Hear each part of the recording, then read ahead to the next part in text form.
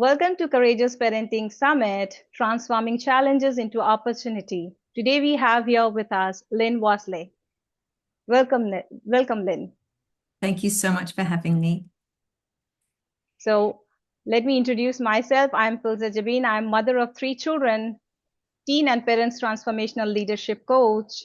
And our vision is to empower parents and children by building connection with love. And I would like to introduce Lynn here. Lynn Worsley is a senior clinical psychologist, a master trainer, and the director of Resilience Center, a service that has provided therapy, training, and research located in the heart of Sydney in Australia. For over 27 years now, Lynn values working with all age groups, helping them to identify their strength, to build their resilience, so they can both survive and thrive in the face of challenge, uncertainty, and adversity. Today, Lynn is going to talk about resilience in kids. That's a very big topic, Lynn. It's a very big topic. And Yeah, especially for you when you've got 3 kids of your own. Yeah. yeah, yes. I would love to hear more about it. Well, let's go.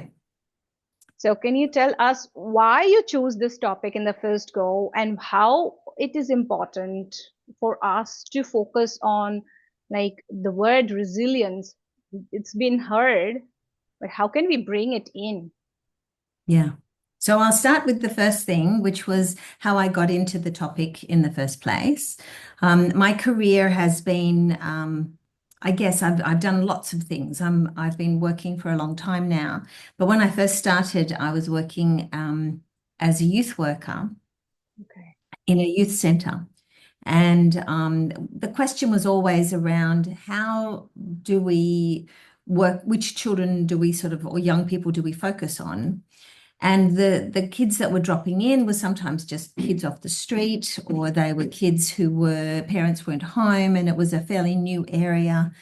So there wasn't a lot of resources around for them. So that was sort of nice. But there were a lot of kids who were from families that were breaking down, or there was drugs and alcohol as problems. And so there was always that thought that the poor kids would end up with the bad background, or the bad background would lead to poor situations. Yep. And over time, that wasn't actually my experience. The experience was not that the kids who were poor backgrounds ended up not doing well. Sometimes it was the opposite, that they actually did better. So Okay. it challenged our thinking. And so I went on, I was doing nursing. When I was doing nursing, I loved working in the children's ward. And when I was nursing, there were many kids who were going through a lot of difficulties. And there was a real flavor of almost like the more difficulties that they've had, the more they had the ability to cope. When the kids who'd come in with not very many difficulties, they didn't seem to be having the skills to cope. Okay. So we would call them, cotton wool kids versus the kids who were a little bit more rough, Mm. and were able to cope. So that was always my curiosity. So when I started studying psychology, I came in from a strength perspective. I was always looking for what's working rather than what's not working. Because in my youth work days, you didn't sit down and ask them about their problems. You sat down and asked them how they could skateboard, or how they might be able to go surfing, or how they might be able to ride a motorbike, or things that they were able to do rather than the things that they couldn't do, because that helped you to engage with them more. So I learned that in my study of psychology, that I really wanted to look at how do you enhance what's working in a person's life, and how do you help their brain to engage around the successes. And then Mm. I started studying and found that the studies on resilience was actually studying exactly that. They studied people who had gone through tough times, who had survived despite the most difficult circumstances. And they looked at what was common for them. And that's when my curiosity went, yay, this is awesome. We can do this. I really, really love looking at what's working and how can we enhance that. Okay, that was a very big one. Like what's working, what is our strength, looking into it and making it big, you know? Mm. So can you just make it simple for the audience to understand what is the exact meaning of resilience? Yeah. So the meaning of resilience is not about being tough. It is not about having a personality that makes you cope better. There's no such thing. Resilience is a combination of three things. Three things. Okay. First one is that you develop competencies like social skills or personal competence. But you do that while you're navigating and negotiating with the resources around you. And the resources might be family, friends, community, school, all of those sorts of resources. And you navigate and negotiate with the people and the systems. And Okay. as you do that, you learn your personal skills and your social skills. But the third aspect, so that's two, interacting. The Okay. third one is going through adversity. So Okay. going through adversity makes the three interact really well to build up resiliency. So when we're talking about resilience, we're talking about the ability to navigate and negotiate with your resources to build your personal competence while going through a tough time. Okay. That was a Three. big one. Oh, thank you for sharing Mm. those three. That's a big one. Okay, so how do you feel like teenagers who have resilience and like not only teenagers, like kids who has resilience and who doesn't have, how are they different? I don't actually try and make that distinction between whether they do or they don't. I Okay. guess I make the distinction of what resources a teenager may have, because it is actually in the resources that they have at Mm-hmm. any point in time that enables them to build their resilience. So a Okay. teenager who is less resourced Okay. is less likely to develop the skills. But it Okay. doesn't mean that they're not resilient. They may be just able to cope with what they've got. Mm-hmm. But less resourced, maybe, well, we have a model. And when we talk about our model, we talk about a model that looks like a donut. Now, I don't know if you have donuts, but a donut has an inside circle and an outside circle. And the inside circle, a young person who has got the ability to say, look, I have people to help me cope, or I'm a nice person, or I can do things to change my circumstances. And they get those messages from the outside of the donut, which is divided into 7 different parts. And those 7 different parts may be their parents. If it's not their parents, they may get it from a skill that they've learned. Or if it's not that, they might get it from their family, or they might get it from their school, the education factor. They may also get it from their friends or their community, or they may get it from earning money in a job. But you can have any of those factors or all of those factors, and that will be helpful. But people who have strong factors are more likely to develop the resilience skills. However, some children are born into a very privileged life. And when they're born into a really privileged life and they have all of those factors around them, and there's no tensions in each of them. They get money, but they don't actually have to earn it. They don't have to do any jobs in the house. They don't have to navigate and negotiate about whether they go to school or not. They have a family that just give them gifts and are really there for them all the time. So there's this sense of there's no struggle. So what we want is in each of those little factors or those little resources, we need a little bit of struggle. So a child who has a bit more resiliency skills, they've had to navigate and negotiate with their parents. They've had to navigate and negotiate with their friends. Okay. They've had to navigate and negotiate with their family. And it might be a fair bit of conflict, but they're navigating with that. They're learning how to manage difficult people. Mm-hmm. And that's awesome because that's a skill building exercise. Yeah, that's a big one. And how do you think, like for teenagers or children who have resilience, how do they view adversity differently? Like, what do you think around it? So kids who have more more resiliency skills or have the competence are more likely to see a difficulty as an opportunity rather than a threat.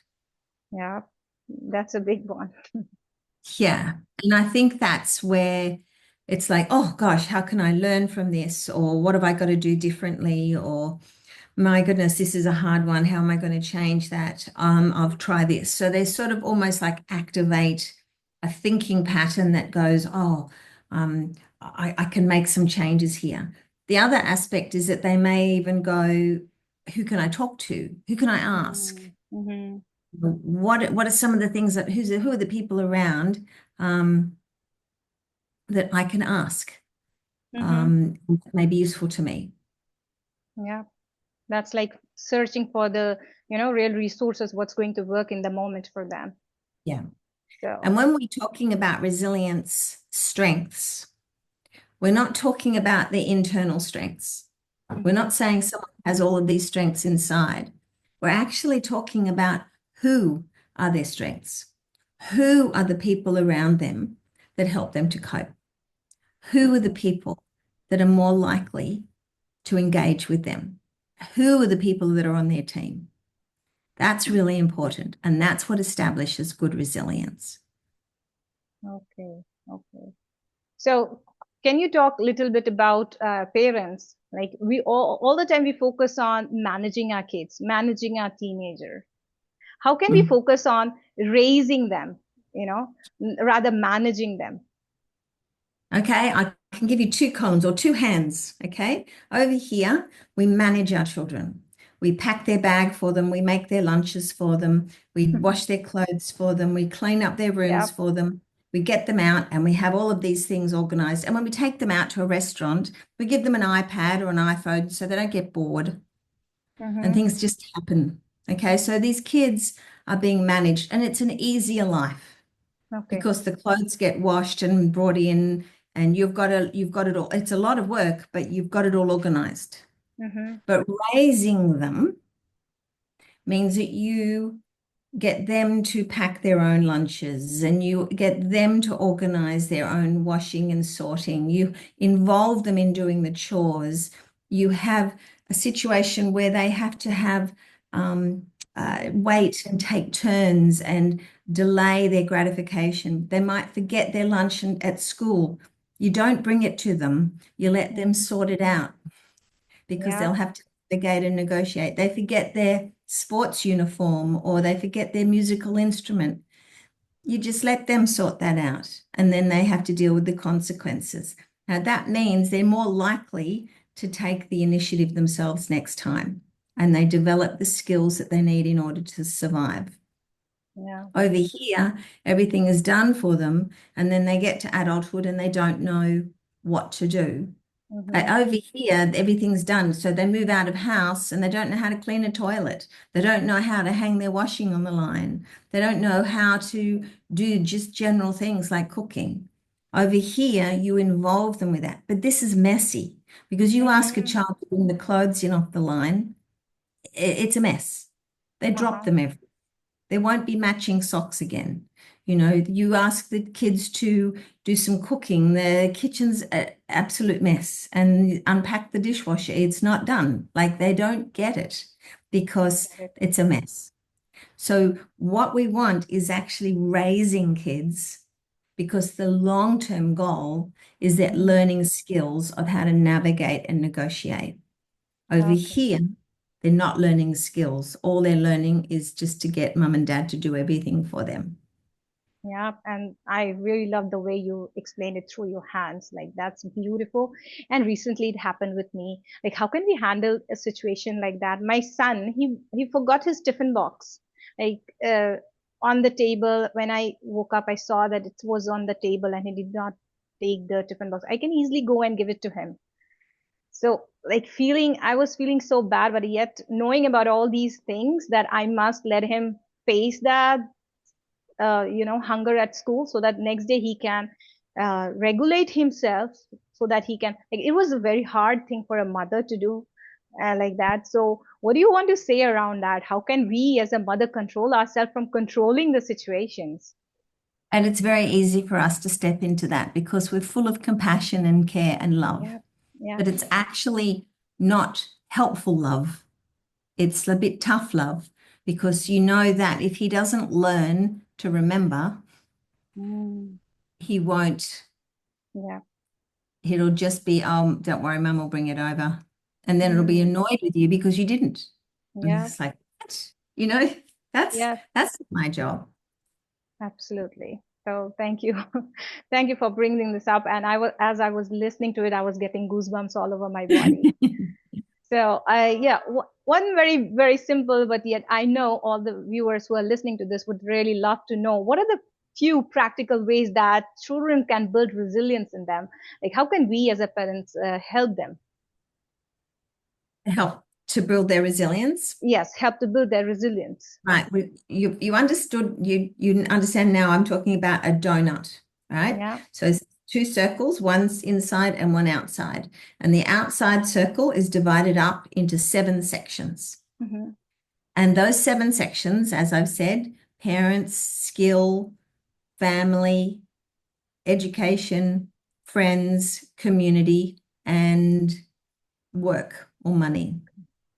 If you want to build the skills and you want to build the resilience of your children, you will engage your Hmm. children in all of those in some way. Hmm.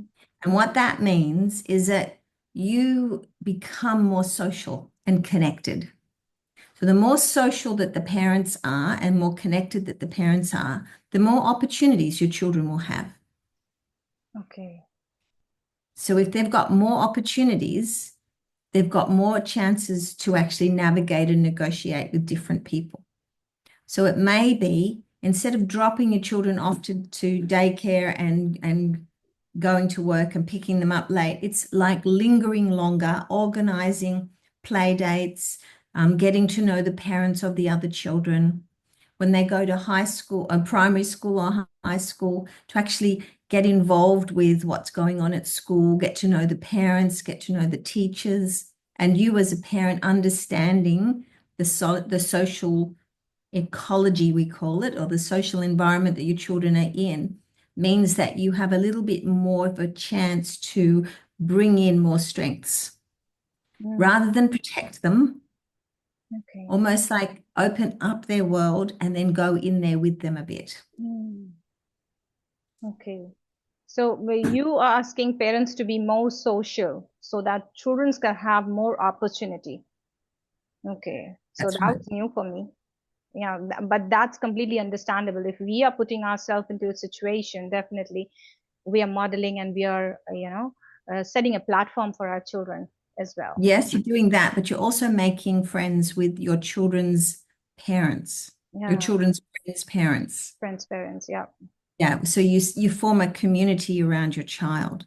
So it's like enabling you and your other friends who are parents of children to actually connect together so that when your kids are going through a tough time, they don't just have you to go to or their relatives. They may be going through something that they're a bit ashamed about and they don't want to talk to you, but they may actually talk to somebody else's parent about it. So Okay. wouldn't it be nice is that you've actually set that up at some point? You've given them another resource. Yeah, absolutely. Absolutely. I would love to. That's wonderful. That's wonderful. So as you are your work is research oriented, how about just sharing some of the extra interesting findings from all your research which you have done? So some of the interesting findings that we've got, I've got a lot of research, is that with our little donut that I keep talking about, we've been looking at how many of those factors on the outside of the donut somebody needs in order to become more resilient. And we've found that the more people have strengths or connections over the mean or over the average, the more likely that they're going to have very low amounts of depression and anxiety. So the more that they have, the less depression and anxiety. What we do find, though, is sometimes that they have a lot, they're often a little bit stressed because there's a lot going on. Hmm. So you can think about for yourself, I'm sure you have a lot going on in your life with 3 kids and working and Absolutely. doing this courageous parenting course. So I think what you're doing here is stressful, Hmm. but it's filled with values. Absolutely. So what we found is that people do a lot, who do a lot, have a lot of connections. But if it's around a value, a sense of belief, a core belief of themselves, and a sense of purpose about what they're doing, they're more likely to be well balanced and resilient Mm, and to do things with a bit more oomph. mhm. Oomph is a very researchable term. They call it grit or Grit. yeah, I love or that. yeah. So that's where there comes to be a problem, and then they'll go, oh, I can do something about this, or I can change it. Mm, And so that is mainly because they've had enough resources above the mean. So it's not like going in and teaching a kid or a young person to be resilient. It's like putting the people around them and the connections around them. They give them people to learn with. okay. Like providing an opportunity to them. Yes, yes. Okay, okay. So how can we apply the findings like in our everyday life, day-to-day life, from your research work, like the resilience donuts, which you talk Yes. about? So the best way you can do that is that you have a look at the donut, and it's pretty clear because it's done in a lovely, colorful picture. And what you do there is you try and work out how you might be able to link three of the factors together. How can you do something with three parts of the donut at one time? And what I always say, you find the parts of the donut that are going well, the connections that are going well. Don't worry about the ones that are not. Go with just what's working and who's working, and you connect them. It may be that they're hanging out with some friends at school and that they're hanging in their neighborhood and they're mucking around in the street and making a bit of a noise and being annoying to everybody. But that might be that their friendship factor is really quite strong. It may be also that they've got a good relationship with an uncle, or they've got a good relationship with their dad Mm-hmm.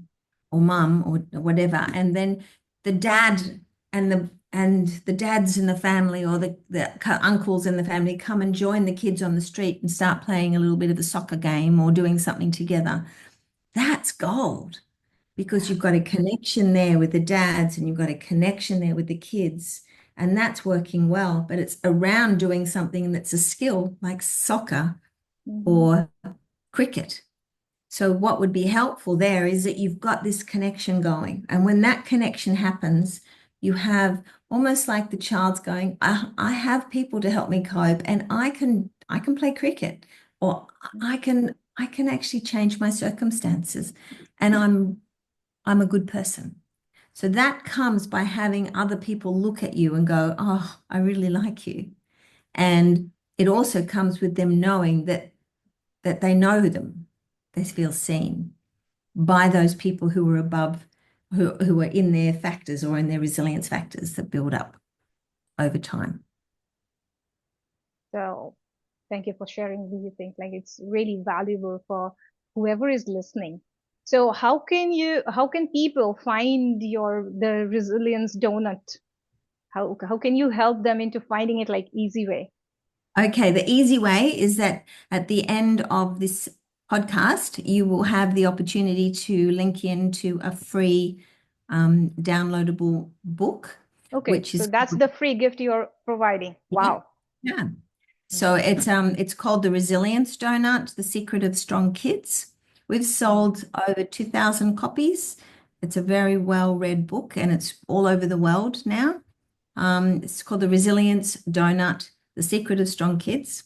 If you can't get onto that, you can always hop onto our website, which is the Resilience Centre, and you can have a look at some of the resources that we might have there for you, and you can purchase a book. Um, Okay. that's the easiest way. So for all the viewers, the link will be just below the interview, and you can get in the description box. Everything is right there. So Oh, that's we wonderful. yes. And what about like sharing few more tips to our viewers, whoever is here with kids and teens? So your work is mostly with teens. I would love to have some few more tips to raise a resilient teens, like Yeah, one, two, three, like yeah. nuggets. So some the key things in raising a resilient teen is get involved with their world and link up their resources in some way. And sometimes that might mean that you're taking them to things with their friends and you're having barbecues or activities where you're inviting other people over and then you're meeting their friends or you're playing games with them. The other aspect is with kids is to get them involved in something that they have to conquer with another person. So computer games, and so on are not that great unless they're playing with other people. So if they're sort of kids who are wanting to be gamers, um, I would really encourage then you alongside them playing the game with them is a really good thing to do. And to involve their friends to do it and maybe have them over and have a night all together so that it becomes a social rather than an isolating thing. Mm-hmm. If not, if they're not playing games, that's awesome. Get them outside, playing cricket, doing some sport, doing things that actually make it so that they become social and they have to navigate and negotiate. The other thing is let them fail. Mm. Let them fail. If they fail, they will learn. And use the word negotiate. You better negotiate your way out of that one because I don't think you worked really hard for that assignment. Mm-hmm. So those are really big. Like what I heard you saying is like literally being there with them in the moment, whether they're choosing to be with their friends or choosing to be in the game, learning and being there, like literally traveling down their emotions and their feelings. That's a big one. And letting them fail, it's like amazing thing. Like this is how we humankind we learn, and we are the one who can provide them opportunity to fail and fall and learn and keep taking steps in the world, which is why we all are here for. Yes. So thank you, Lynn. Thank you so much. I'm so grateful to have you in my summit. And I am sure this is going to be amazing, for whoever is watching, amazing experience for all the viewers. Thank you so much. Thank you so, so much.